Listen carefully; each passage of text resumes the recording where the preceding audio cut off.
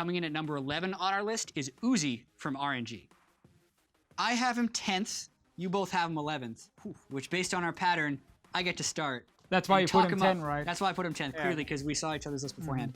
But really, I think this guy is exceptional. I think you can say what you want about the team needing to play around him, but you play around Uzi because the rewards can be exceptional. As far as CSD at 10, he's way up on everyone. Deft had incredible stats in the LPL and is actually ranked higher than him on this list, but Uzi had 235 kills in the regular season, which is 36 more than Deft, and didn't die anymore. The knock on him, though, is that they have to play around him so much to get those numbers, but I think this guy is just an absolute beast mechanically, and it's only because it's so crowded in this top 10 that I couldn't put him in the top 10.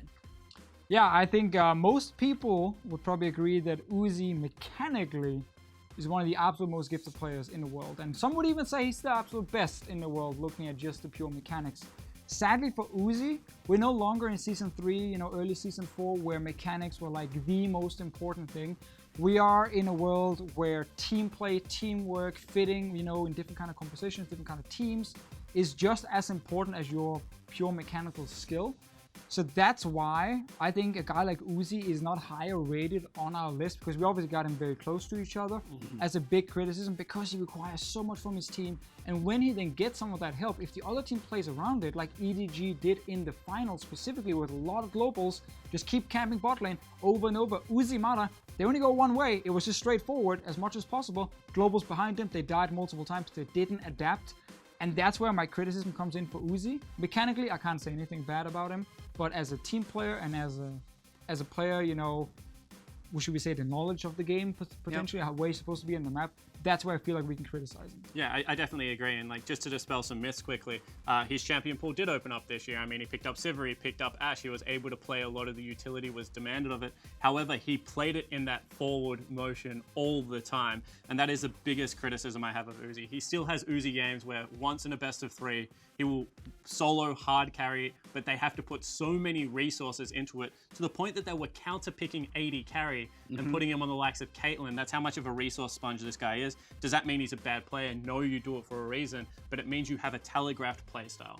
And there is only one person responsible for it, because RNG did not play this way before Uzi got there, and it's been a slow evolution over time where they have started to go towards that bottom lane, which is why I think that you can knock him on what he brings to a team overall. With that being said, there's still the second place team from the LPL, and Uzi's still an absolute monster. I mean, he's still number 11. The 80 carry pool at Worlds, in all of our opinions, clearly, is at super stacked, because we actually have 3 80 carries ranked above Uzi on this list, but let's go back to how he got second. 3-0'd by EDG, went to 5 games. In the second half of the regular season, actually lost to EDG, WE, and was pushed to the limits multiple times. So RNG as a team started the regular season so incredibly strong and then did progressively go downhill.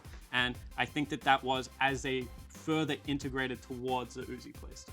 And I always wonder when I see Uzi on a team, where's the ceiling for that team? Because normally when Uzi's you look individual ceiling is super high, and apparently it's second Worlds. But has the game changed enough to make that no longer the ceiling? And is this actually hampering them, therefore dropping them on the list? And that's what I think. That's why I made the point earlier about how it's not Season 3, Season 4 anymore, where this mechanical skill means so much. It can push you all the way to like number 1 or number 2 in the world as a team.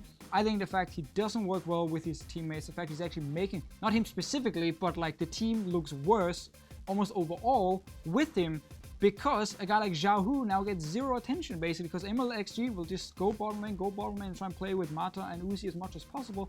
Made the other guys look worse, even though Xiaohu and Lupo were 2 players you can actually count on to play really, really well on the international level. So that's where I think Uzi really falters and why he's not higher on the list. But I think one thing that will make Uzi higher is if this playstyle works at international competition. Oh yes. If this playstyle works, RNG will look like geniuses because they hard commit to this. And he is the reason that they will go far, because they play around him for a reason. I think the peaks for Uzi are incredibly high. I think his reputation is amazing and it's earned, but the reason he's actually not even higher on this list is because of all the things we mentioned about, is the game still played this way, and does it make their play style too obvious? With that though, Uzi, very high ranked, number 11 overall, and that'll do it for Uzi.